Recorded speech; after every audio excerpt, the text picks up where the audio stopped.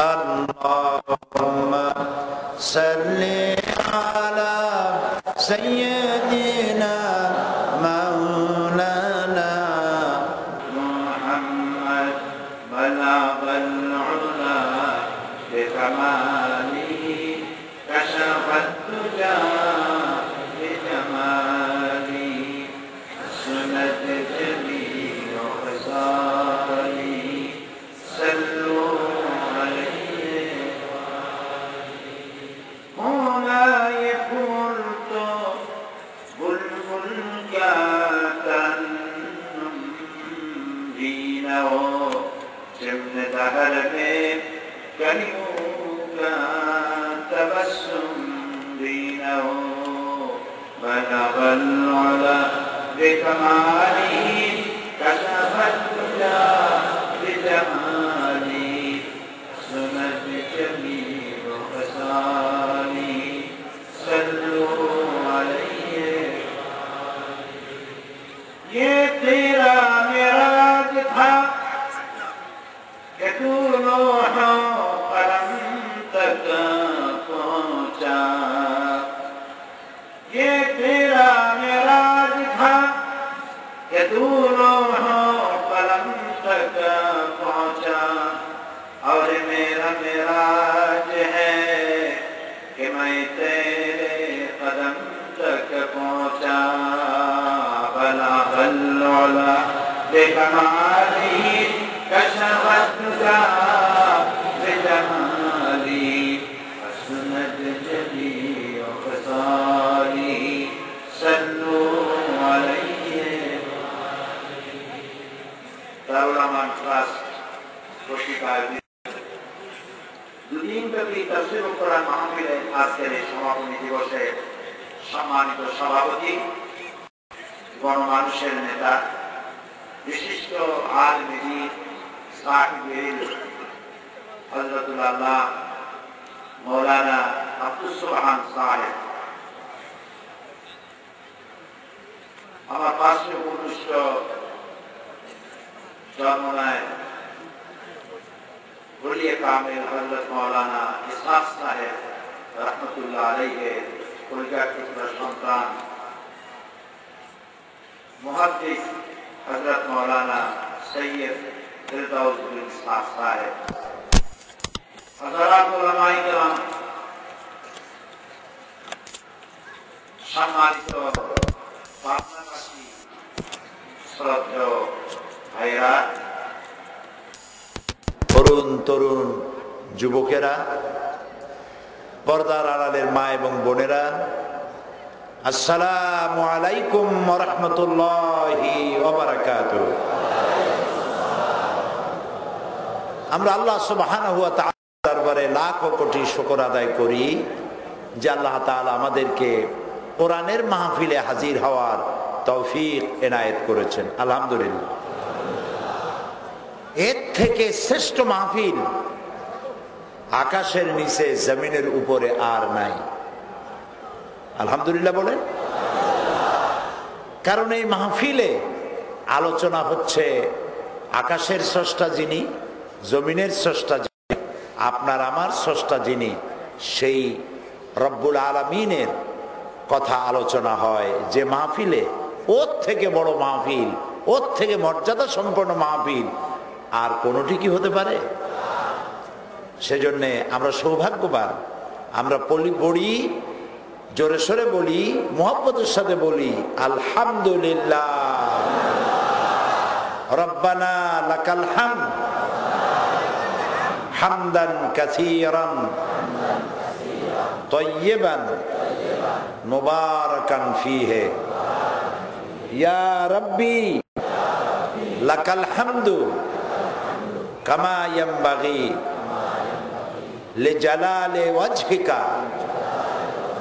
ওয়া আযীমি সুলতানিকা আমরা প্রাণ ভরে আল্লাহ এবং তার রাসূলের শেখানো ভাষা দিয়ে আমাদের রবের প্রশংসা করে নিলাম তার প্রশংসা যে করতে পারলাম এজন্য তার দরবারে আবারও শুকর আদায় করি আলহামদুলিল্লাহ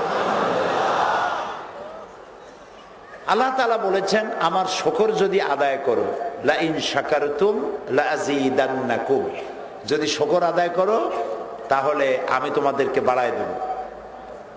কি বাড়ায় দেব? কি বাড়ায় দেব? হ্যাঁ, এটা স্বাভাবিকভাবে আমরা বলি যে নিয়ামত বাড়ায় দেব, এটাও একটা ব্যাখ্যা। কিন্তু আসল ব্যাখ্যা হচ্ছে এই যে তুমি যদি আমার শুকর আদায় করো তাহলে শুকর আদায় করার তৌফিক আরো বেশি বাড়ায় দেব। আর যত তুমি আমার শুকর আদায় করতে থাকবা আমি নিয়ামত আরো বাড়াইতে থাকবো। সুবহানাল্লাহ। তুমি আলহামদুলিল্লাহ কইতে থাকো, সুবহানাল্লাহ কইতে থাকো, নিয়ে কুলাইতে পারবে না, কত দরকার তোমার।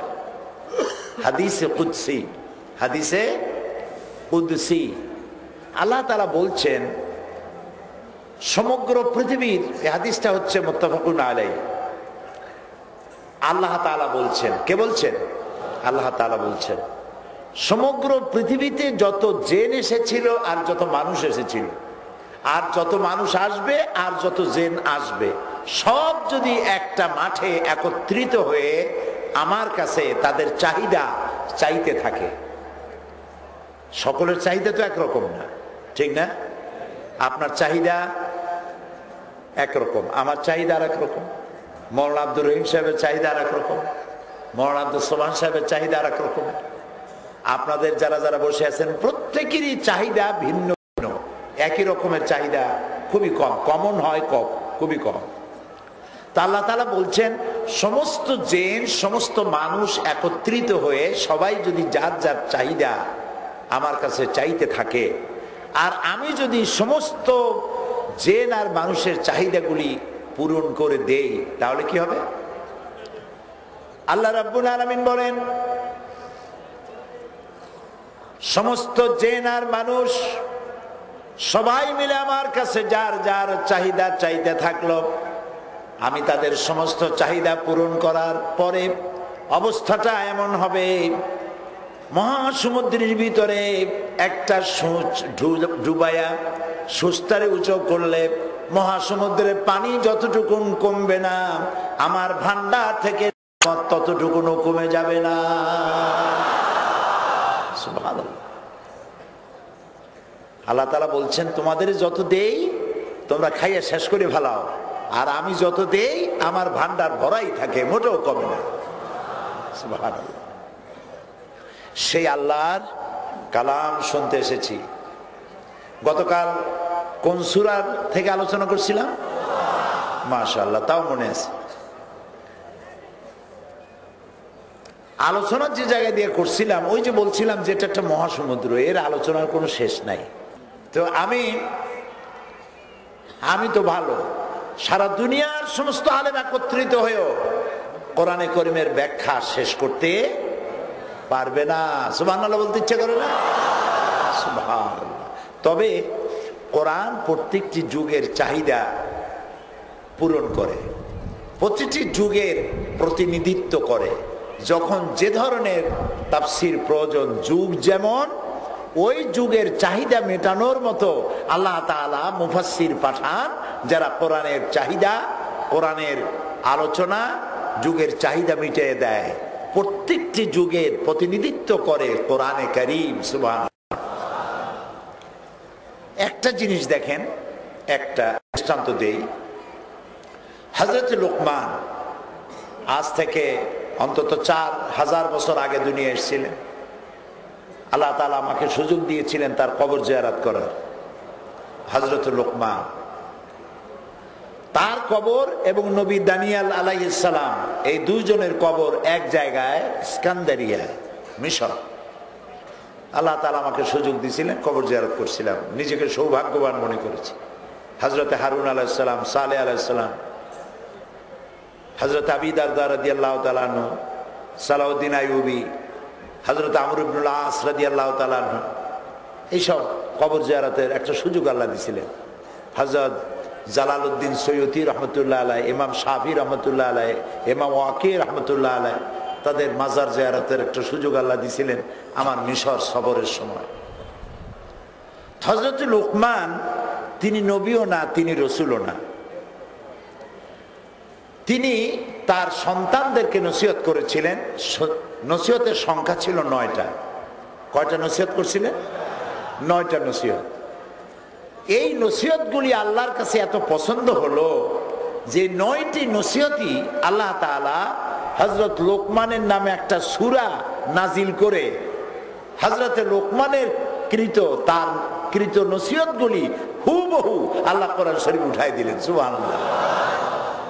এখানে একটা জায়গা আছে, ইয়া বুনাইয়া ইন্নাহা ইনতাকু মিসকালা হাব্বাতিন মিন খারদালিন ফাতাকুন ফি সাখরাতিন আও ফিস সামাওয়াতি আও ফিল আরদি ইয়াতি বিহাল্লাহ। হে আমার কলিজার টুকরা সন্তান, জেনে রাখো একটি সরিষা পরিমাণ দানা যদি হারিয়ে যায় মহাশূন্যে কোথাও, কিসের মতো দানা? সরিষার মতো দানা। সরিষা তো নিশ্চয়ই আপনার মানুষের আছে না? সরিষার মতো একটি দানা যদি মহাশূন্যে গ্রহ অভ্যন্তরে যদি হারিয়ে যায়, অথবা তা হারিয়ে যায় মরু প্রান্তরে, অথবা পাহাড় পর্বতে, অথবা আকাশ বা জমিনের কোথাও যদি একটা সরিষার দানা হারিয়ে যায়, ইয়াতি বিহাল্লাহ, কিয়ামতের দিন আল্লাহ সে দানাটাকে উপস্থিত করবেন। ইন্নাল্লাহা লাতীফুন খাবীর, তিনি সূক্ষ্মদর্শী। সুবহানাল্লাহ, সুবহানাল্লাহ। ওইখানে আল্লাহ তাআলা যে কথাটা বললেন ঠিক একই ধরনের কথা 4000 বছর পরে মুহাম্মদুর রাসূলুল্লাহ, হ্যাঁ, প্রাণ ভরে বলবেন সাল্লাল্লাহু আলাইহি ওয়াসাল্লাম। রাসূলের নাম শুনবেন, দরুদ পড়া ওয়াজিব হয়ে যাবে। সুবহানাল্লাহ। তার কাছে ঠিক একই ধরনের আয়াত আসলো, একটু ভিন্ন আঙ্গিকে।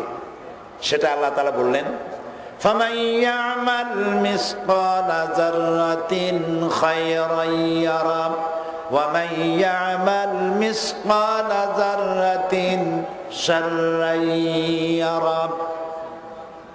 যদি কেউ যাররা পরিমাণ ভালো আমল করে কিয়ামতে সে তা দেখতে পাবে, কেউ যদি যাররা পরিমাণ খারাপ কাজ করে কিয়ামতে সে তা দেখতে পাবে। হযরতে লোকমান 4000 বছর আগে আসছিলেন, তার মুখ থেকে বেরোলো কি? খারদান, সরিষার দানা।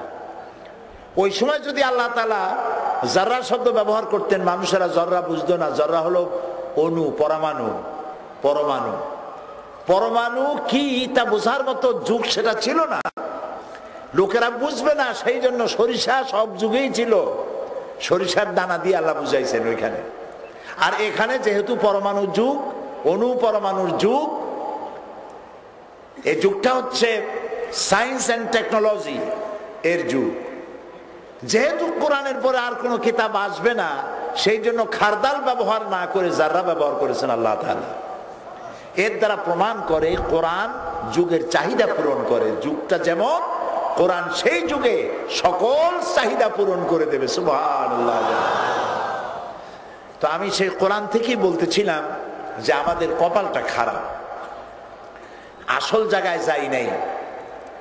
মুসলমানদেরকে সর্বনাশ করার জন্য সব থেকে বড় অস্ত্র যেটা, সেটা হলো মূল বিশ্বাসের মধ্যে গলদ ঢুকায় দেওয়া।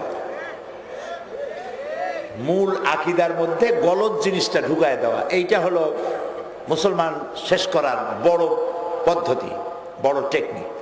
কারণ এখন যে যুদ্ধটা হচ্ছে পৃথিবীতে, যুদ্ধ হচ্ছে না? খুব কান মন লাগায় শুনবেন, কাজে লাগবে। এখন যে যুদ্ধ হচ্ছে পৃথিবীতে, যুদ্ধটাকে অস্ত্রের যুদ্ধ বা জাতির বিরুদ্ধে জাতির যুদ্ধ নয়। এই যুদ্ধটাকে আপনি বলতে পারেন ওয়ার অফ সিভিলাইজেশন, সভ্যতার বিরুদ্ধে সভ্যতার যুদ্ধ। ইসলামকে দুনিয়া থেকে শেষ করে দেওয়া যাবে না, কারণ আদর্শিক দিক থেকে এরা একটা সাইড নিয়ে নিয়েছে। এরা এদের মেয়েদেরকে উলঙ্গ করে না।